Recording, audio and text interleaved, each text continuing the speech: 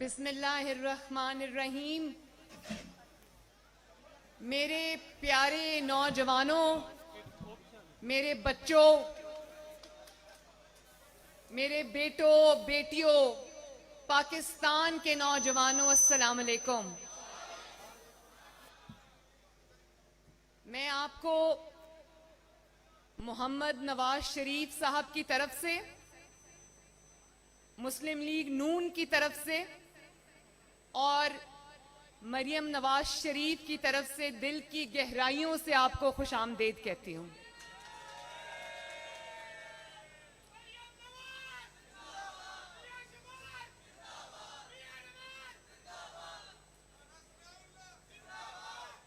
राना सनाउल्लाह तो वाकई जिंदाबाद, क्योंकि राना सनाउल्लाह को देख के हम बहादुरी देखते हैं। मुझे अपनी तकरीर भूल गई आपका जज्बा देख के। बिलखसूस मैं अपनी इन बच्चियों से मुखातिब हूं जो आज यहां पर आई हैं माशाअल्लाह, और इतनी खुश भी लग रही हैं और पूरा पार्टिसिपेट भी कर रही हैं। तो आप सब के ऊपर मुझे बहुत बहुत फख्र है, और आपका जज्बा देख के मुझे ये समझ आ गई है कि इंशाअल्लाह ताला पाकिस्तान का जो मुस्तकबिल है वो महफूज हाथों में है।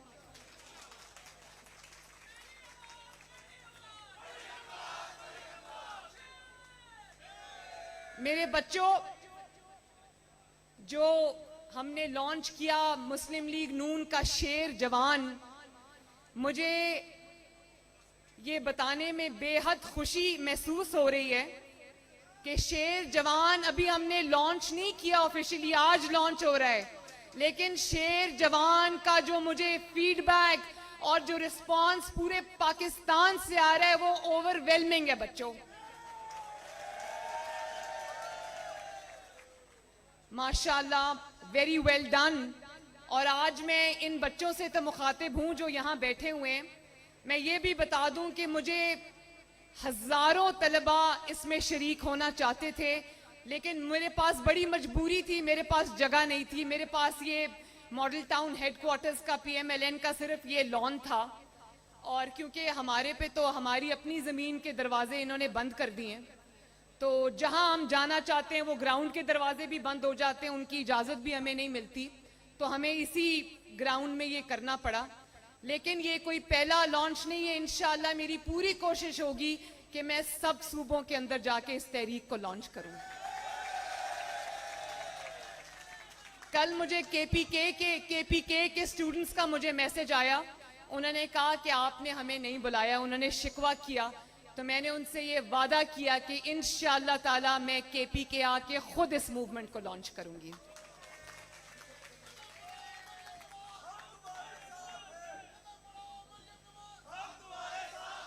अच्छा, मैंने कदम बढ़ा दिया, अब आपको बढ़ाना है कदम इंशाअल्लाह। मेरे बच्चों, जरा नारों से आगे बढ़कर भी हम थोड़ी सीरियस बात कर लें, बहुत जरूरी है, ताकि आपको और पाकिस्तान के सारे तलबा को ये पता चले कि ये शेर जवान मूवमेंट क्या है और इसके मकासद क्या हैं। सबसे पहले,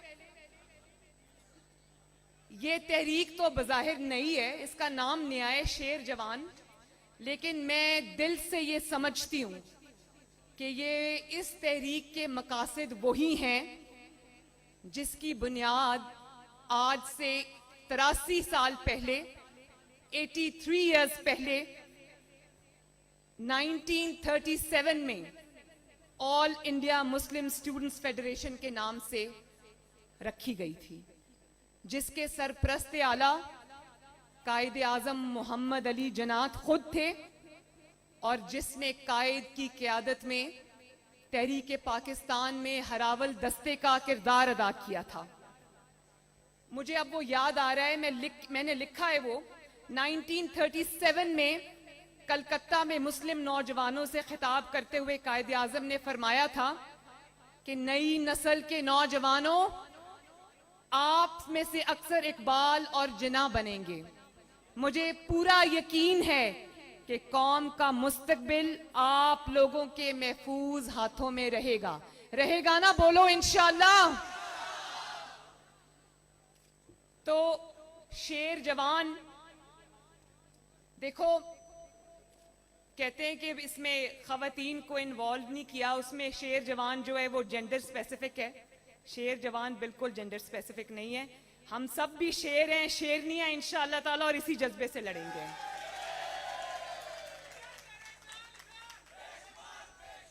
चलो नारे ठहर के लगाएंगे, पहले बात करेंगे ताकि आपको पता चले कि ये कितनी सीरियस जिम्मेदारी है आपके ऊपर, इस मुल्क की और इस कौम की।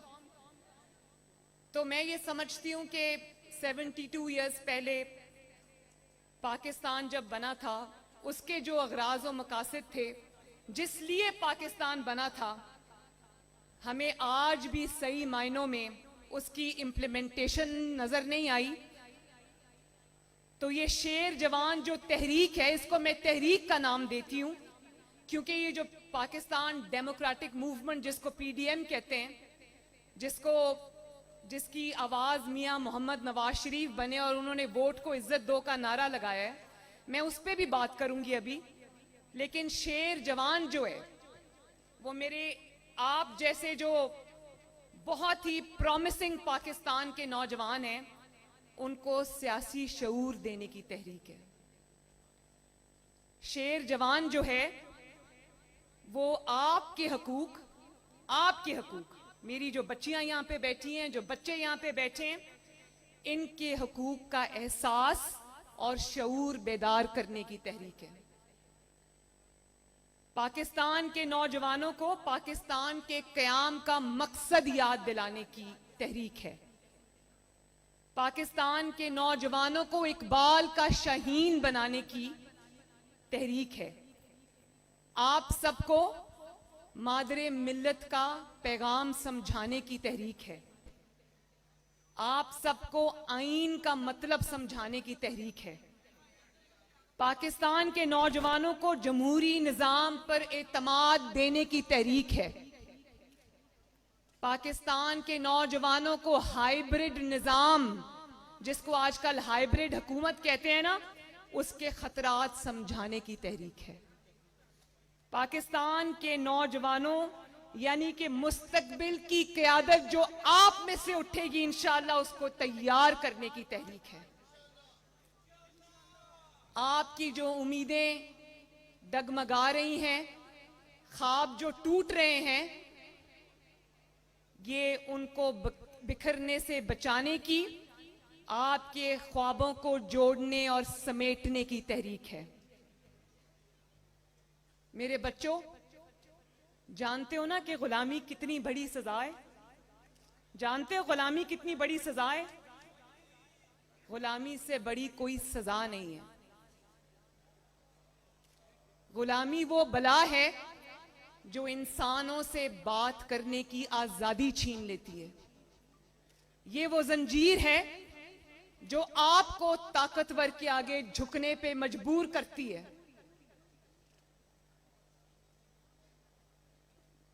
गुलामी वो बला है जो आपको सर फेंक कर, आपको खौफ के अंदर मुब्तला करके भेड़ बकरियों की तरह हांके जाने पर मजबूर करती है। गुलामी वो पर्दा है जो हमारे जहनों पे डाल दिया जाता है ताकि हमें सच्चाई और हक का रास्ता नजर ना आए, ताकि आप गलत को गलत ना कह सकें, आप अपना हक ना मांग सकें, आप अपने हकूक पर खामोश हो जाएं। आपका हक, मेरे बच्चों बच्चियों, आपका हक आपको भीख की तरह दिया जाए, और आपको सिर्फ वही दिया जाए जो ताकतवर की मर्जी हो। कोई अपना हक मांगे, सवाल करे, तो उसको काले पानी की सजा सुना दी जाए। अभी मुझे याद है कि कुछ दिन पहले मैंने सोशल मीडिया पे देखा कि वो वाला सूबा बलोचिस्तान, पाकिस्तान का काबिले फख्र सूबा, जिसमें सुई के मकाम से अरबों रुपए की गैस पूरे पाकिस्तान को सप्लाई होती है, और उसी बलोचिस्तान में जहां पंजाब के अंदर उनको पीएमएलएन की हुकूमत ने स्कॉलरशिप्स दिए थे, सिर्फ 600 स्कॉलरशिप्स मेरे बच्चों, 600 स्कॉलरशिप्स भी उनसे छीन लिए गए। और वो 12 दिन से बच्चे सड़कों पे रुल रहे थे, अपने घरों को छोड़ के आए थे, अच्छे घरों के बच्चे थे, आप ही जैसे बच्चे थे वो। जब मैंने सोशल मीडिया पे उनकी तस्वीरें देखी तो मुझे इतनी तकलीफ हुई कि मैंने रात को ये फैसला किया कि मैं सुबह उनके पास जाऊंगी। 12 दिन वो बच्चे लॉन्ग मार्च करते रहे, पैदल सड़कों पे रुलते रहे। इस हुकूमत में से किसी को इतनी तौफीक नहीं हुई कि उन बच्चों को जाके पूछे और कहें कि आपका क्या मसला है। जब मैं उन बच्चों के पास गई तो मैं हल्फन आपको ये बात बताती हूं कि उनकी आंखें ना सो सकने की वजह से, घर से दरबदर होने की वजह से लाल थीं, उनके बाल और उनके चेहरे गद से अटे पड़े थे। अपने घरों से माओं के बच्चे 12-12, 14-14 दिन से निकले हुए थे, लेकिन उनकी आवाज कोई सुनने नहीं आया। तो मैं ये, अगर आपका हक भी आपको भीख की तरह दिया जाएगा और आपके साथ ये सलूक होगा, तो ये चीज ना नवाज शरीफ को मंजूर है, ना मरियम नवाज को मंजूर है। और मेरे बच्चों, हम गुलामी की बात कर रहे थे ना। गुलामी वो होती है जब कराची में सिंध के आईजी को अगवा कर लिया जाता है और उसको घंटों हब्से बेजा में रखा जाता है, उसके फोन उससे ले लिए जाते हैं और उसको कहा जाता है कि कैप्टन सफदर को गिरफ्तार करो। वो कहता है मैं नहीं कर सकता, मुझे इजाजत नहीं है। तो उसको कहा जाता है कि तुम यहां से नहीं जा सकते जब तक तुम गिरफ्तारी के ऑर्डर्स पे दस्तखत ना करो। और गुलामी ये होती है, ये मेरी जो बच्चियां यहां बैठी हैं ये समझेंगी इस बात को, कि मैं सुबह 6:30 बजे 6 बजे अपने कमरे में सोई हूं और मेरा दरवाजा तोड़ के ये कमरे के अंदर आ गए। क्या रियासत अपनी बेटियों बहनों के साथ ये सलूक करती है? और अगर हमने इस पे आवाज ना उठाई मेरे बच्चों, मेरी बच्चियों, तो ये पाकिस्तान के हर घर में यही चीज पहुंचेगी, फिर आपको बचाने वाला कोई नहीं होगा। इसलिए हमें इस पे के खिलाफ आवाज उठानी है। मुझे बताओ कि पुलिस क्या कोई कमतर मखलूक है? आपकी वो दिन रात खिदमत करते हैं, क्या पुलिस वाले इंसान नहीं होते? क्या काली वर्दी जो सिंध की पुलिस की है, क्या वो कमतर वर्दी है? मुझे बताओ, हाथ उठा के मुझे बताओ, क्या पुलिस की वर्दी कमतर वर्दी है? क्या पाकिस्तान हमने इसलिए हासिल किया था? पाकिस्तान बनाने वाले हमारे बुजुर्गों की सोच, माल और जान, इज्जत और आबरू की कुर्बानियां देने वाले हमारे बुजुर्ग, उनको जिस कुर्बानियों की शक्ल दी गई मेरे बच्चों, उसको आईने पाकिस्तान कहते हैं। मुझे ये बहुत लोग ये कहते हैं कि आप जब आइन की बात करती हैं आवाम से तो उनको समझ नहीं आती। मुझे बताओ मेरे बच्चों, आपको आइन की बात समझ आती है या नहीं आती? आइन जो है वो आपके हकूक की किताब है, कोई ऐसी चीज नहीं है जिसकी हमें समझ नहीं आती। वो आपके हकूक की किताब है। उस किताब में लिखा है कि पाकिस्तान में क्या होगा। उस किताब में लिखा है कि पाकिस्तान में क्या नहीं होगा। उस किताब में लिखा है कि किसका क्या हक है। उस किताब में लिखा है किसका हक क्या नहीं है। आइन की किताब में लिखा है कि किसने क्या काम करना है, और आइन ही की किताब में लिखा है कि किसका क्या काम नहीं है। देख लो, गौर से देखो मेरे बच्चों, मेरे नौजवानों, मेरे बेटों, मेरे बेटियों, पाकिस्तान के मेहमानों, गौर से देखो और फिर बताओ। आइन की किताब पढ़ो और फिर देखो कि नवाज शरीफ के मुतालबात क्या हैं। अगर आप लोग पढ़े लिखे हो, उर्दू भी पढ़ते हो, समझते हो, इंग्लिश भी पढ़ते हो, समझते हो, अगर मेरे बच्चों नवाज शरीफ का एक भी मुतालबा आईन से मुतसादिम है तो ना नवाज शरीफ का साथ देना, ना मरियम नवाज का साथ देना।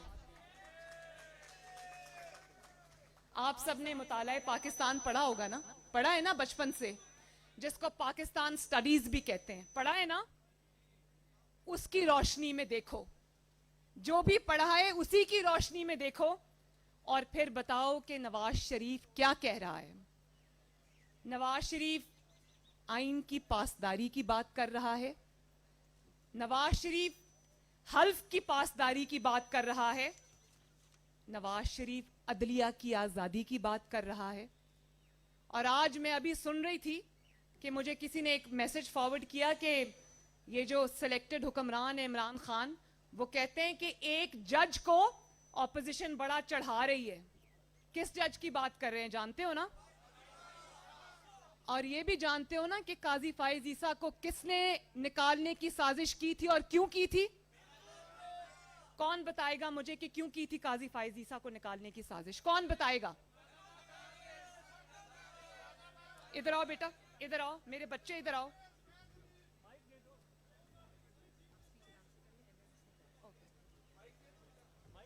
नहीं नहीं, मेरे पास आओ, मेरा माइक शेयर करो, आजो आजो। किधर गया बच्चा?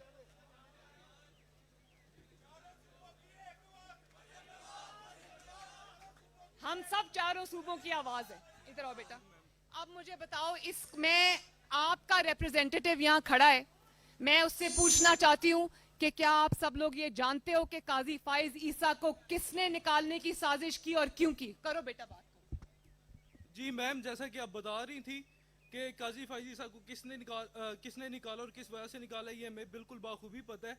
उसकी वजह ये है कि फैजाबाद जो धरना हुआ था हुकूमत गिराने का, उसके ऊपर जो सदारती रेफरेंस बनाया था इन्होंने, उसके ऊपर उनका जो फैसला था हक की और सच की बुनियाद पर, तो उस वजह से इनको निकाला गया था।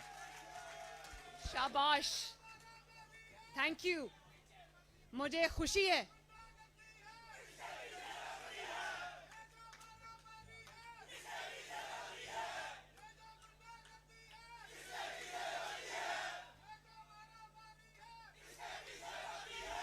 मेरे बच्चों, एक बात मैं और आपको समझा दूं, मैं एक बात और आपको समझा दूं कि हमने वर्दी के ऊपर इल्जाम नहीं लगाना। ये वो वाली वर्दी है,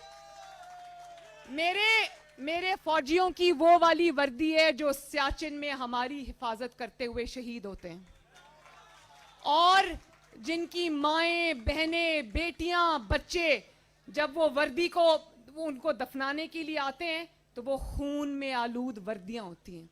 हमने वर्दी के ऊपर इल्जाम नहीं लगाना, हमने पहचानना है कि उस वर्दी को दागदार करने वाले 2 या 3 किरदार कौन से हैं, और उन किरदारों को फिर हमने वर्दी की आड़ नहीं लेने देनी।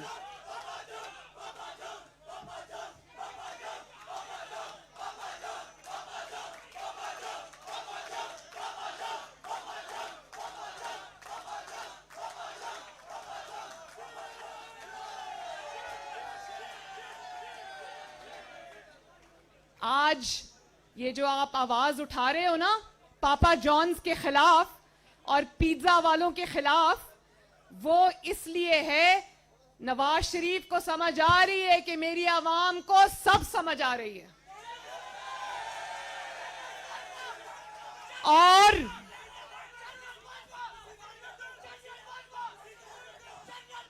जनरल आसिम सलीम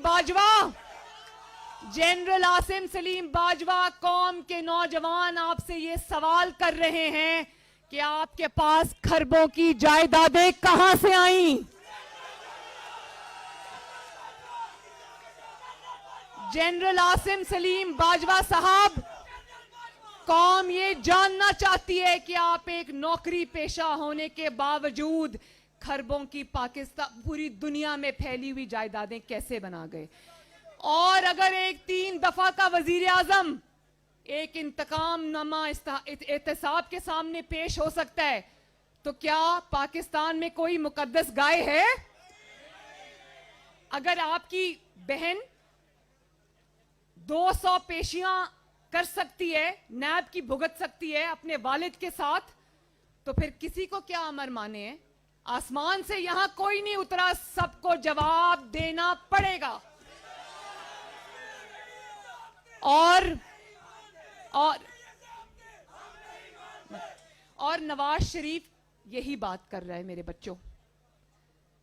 नवाज शरीफ अदलिया की आजादी की बात कर रहा है, नवाज शरीफ मीडिया की आजादी की बात कर रहा है। और अब देख रहे हो ना मीडिया को, कि मीडिया को एक चीज फीड की जाती है और उसके बाद पूरे मीडिया को मजबूर कर दिया जाता है कि वही रटा रटाया सबक आपके सामने पढ़ दे। और जो इस सबक को पढ़ने से इनकार करते हैं उनको उठा के नैब की जेलों में डाल दिया जाता है।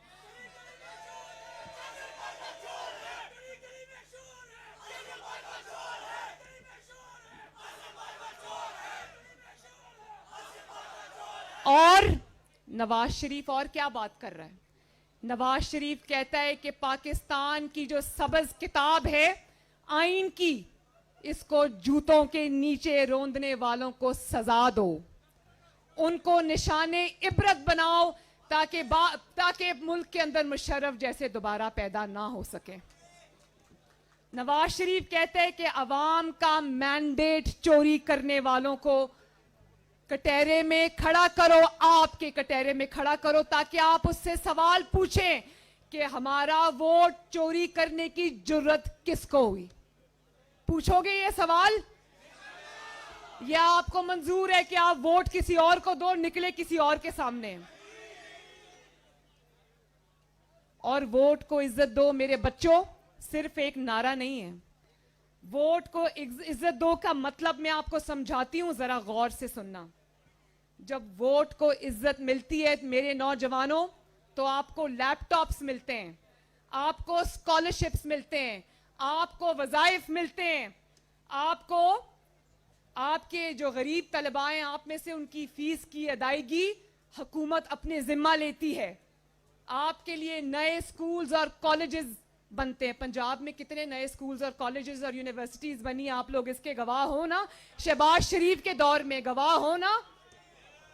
इंटर्नशिप्स मिलती हैं, पेड इंटर्नशिप्स मिलती हैं, यूथ लोन्स मिलते हैं ताकि आपको दर बदर के धक्के ना खाने पड़े और नौकरियों के लिए अपना पूरा जिंदगी खराब ना करनी पड़े।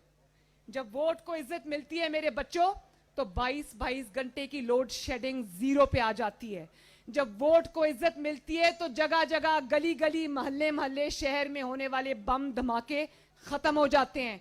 जब वोट को इज्जत मिलती है तो हर रोज आपकी खुद मुख्तारी पर होने वाले ड्रोन अटैक्स खत्म हो जाते हैं। और दुश्मन, पाकिस्तान का दुश्मन खुद चल के आपकी सरजमीन पर आता है, बस में बैठ के आता है, आपके वजीर आजम के घर आता है और वहां जाता है मीनारे पाकिस्तान, और 72 साल से जो उसने पाकिस्तान को तस्लीम नहीं किया, वो मीनारे पाकिस्तान पे खड़ा होकर आपके वजूद को तस्लीम करता है।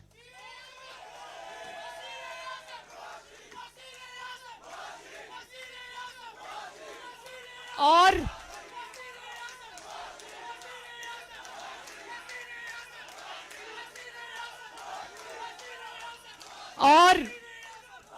जब वोट को इज्जत मिलती है तो महंगाई 45 इयर्स की लोएस्ट पे आ जाती है। जीडीपी रेट 2.7 से या 1.7 से बढ़ के 5.7 पे जाता है और 6% उसकी ग्रोथ के चांसेस होते हैं। मोटरवेज का जाल बिछता है, सड़कों का जाल बिछता है, मेट्रो बस बनती है, ऑरेंज लाइन बनती है, सनतें बनती हैं, और पाकिस्तान में $60 अरब का सी पैक आता है। और पाकिस्तान फैटिफ से ग्रे लिस्ट से निकल आता है। और जब मेरे बच्चों वोट को इज्जत नहीं मिलती तो आपको लैपटॉप्स मिलने बंद हो जाते हैं, आपको वज़ाइफ मिलने बंद हो जाते हैं, आपकी यूनिवर्सिटीज और कॉलेजेस बनने बंद हो जाते हैं, आपकी तालीम का बजट आधे से भी कम रह जाता है, आपकी बैरून मुल्क मुफ्त तालीम का सिलसिला बंद हो जाता है, आपकी फीसें बढ़ जाती हैं, आपके घर में रोटी महंगी हो जाती है, चीनी महंगी हो जाती है, आटा महंगा हो जाता है, सेहत की सहूलियात बंद हो जाती हैं, मुफ्त दवाइयों की फराहमी बंद हो जाती है, बल्कि दवाइयों की फराहमी आवाम के लिए बंद हो जाती है। और हर घर में मसले होते हैं, आपके घरों में भी मसला होगा। मैं अच्छे से जानती हूं, आपके वालिदैन भी बैठ के सोचते होंगे, बिजली के बिल दें, गैस के बिल दें, आपकी फीसें भरे या घर का खर्चा चलाएं। ये मसले हैं ना, आजकल हर घर में है ये मसले। और जब आपके वोट को इज्जत नहीं मिलती तो दहशतगर्दी फिर से सर उठा लेती है। अभी देखा ना पेशावर में मदरसे के मासूम बच्चों के साथ क्या हुआ, और नालायकी पाकिस्तान को घेर लेती है। कारोबार बंद, रोजगार बंद, अवाम का कोई पुरसाने हाल नहीं, कोई पूछने वाला नहीं, दोस्त मुल्क सब पीछे हट जाते हैं और कश्मीर भी हाथ से चला जाता है। कश्मीरियों का मुकदमा हम हार बैठते हैं, डॉलर बेलगाम हो जाता है और ग्रोथ रेट जमीन के नीचे चला जाता है। और 17,000 अरब का तारीखी कर्जा लिया इस नालायक हुकूमत ने, और उस कर्जे में आपका मुस्तकबिल गिरवी रख दिया। ये वो पैसा है, अगर कर्ज लिया था तो ये वो पैसा था जो आपके ऊपर लगना चाहिए था, जो आपकी एजुकेशन पे लगना चाहिए था, आपकी यूनिवर्सिटीज और कॉलेजेस पे लगना चाहिए था, आपकी तालीम, आपकी यूनिफॉर्म, आपकी फीसों पे, आपके रोशन मुस्तकबिल पर लगना चाहिए था। उससे गरीब का इलाज होना था, गरीब को रोटी मिलनी थी, बुजुर्ग और पेंशनर्स के घर का चूल्हा जलना था, बेवाओं यतीमों की कफालत होनी थी, नौकरियों का बंदोबस्त होना था। लेकिन ये 17,000 अरब का जो नया कर्जा है, ये आपकी बजाय आटा चीनी चोरों की जेबों में चला गया। ये कर्जा माफियाज की जेबों में चला गया, बिजली चोर माफिया की जेबों में चला गया, गैस चोर माफियाज की जेबों में चला गया। और क्या इस बात की गवाही देते हो कि 17,000 अरब कर्जे के बावजूद एक ईंट नहीं लगी पूरे पाकिस्तान में? मानते हो ना? मुल्क फिर भी कंगाल, और महंगाई ने घर उजाड़ दिए। ये होता है जब आपका वोट चोरी होता है, और जब एक अकल, तजर्बा और सलाहियत से आरी शख्स को उठाकर वजीर आजम की कुर्सी पे हमारे सरों पे मुसल्लत कर दिया जाता है।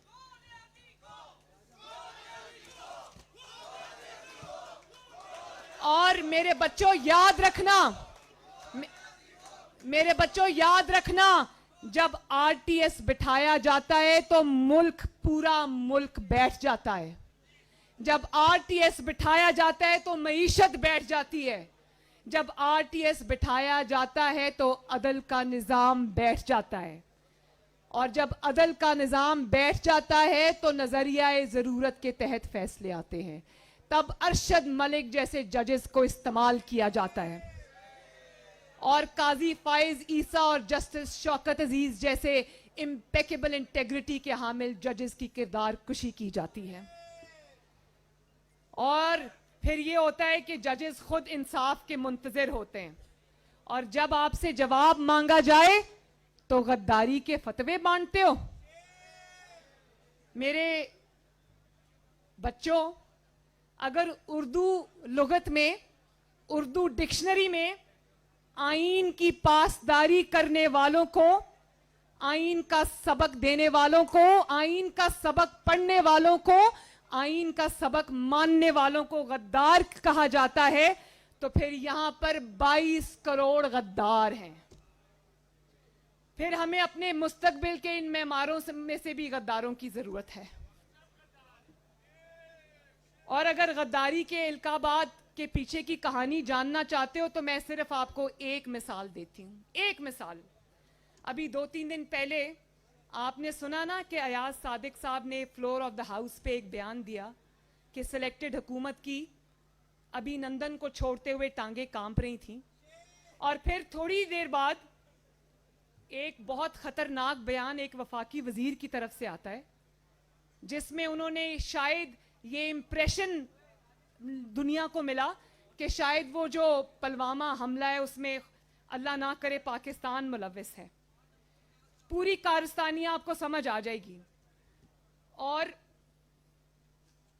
भारत ने तो दोनों को अपनी मर्जी का रंग दिया।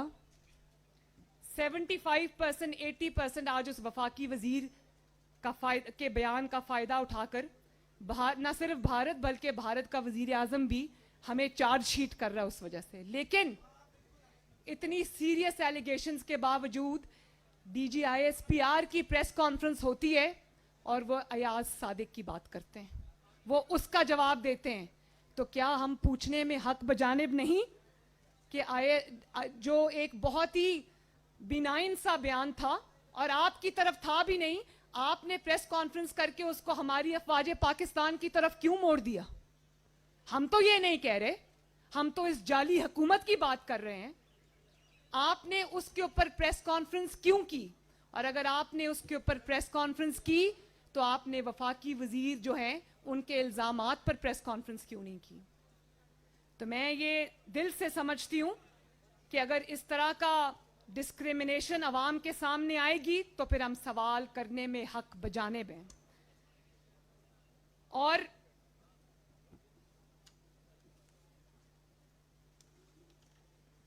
मैं ये दिल से समझती हूं कि जो DGISPR हैं वो एक प्रोफेशनल सोल्जर हैं, हमारे इदारे के स्पोक्स पर्सन हैं, उनको बहुत एहतियात से काम लेना चाहिए। आप इमरान खान और जो हुकूमत है वो तो उसको तो बहुत फायदा है अगर इदारों को वो सियासत में घसीटे, उसको सूट करता है। लेकिन अफवाज पाकिस्तान को और इदारों को ये बात बिल्कुल सूट नहीं करती कि वो एक सियासी जमात के पीछे खड़े हुए नजर आए। वो उतने हमारे भी हैं, उतने आपके भी हैं। तो ये डिस्क्रिमिनेशन नहीं होनी चाहिए, ये गलत बात है, ये गलत रवायत है और इससे अवाम और इदारों के दरमियान खलीज बढ़ती है और फिर लोग कहने पे मजबूर हो जाते हैं कि जो इल्ज़ामात आप पर लगाए जा रहे हैं वो सच हैं। इससे दूरी इख्तियार करनी चाहिए, इसकी इस्लाह करनी चाहिए और इसके ऊपर जो है वो इसको दोबारा इस पॉलिसी पे नजरसानी करनी चाहिए। बाकी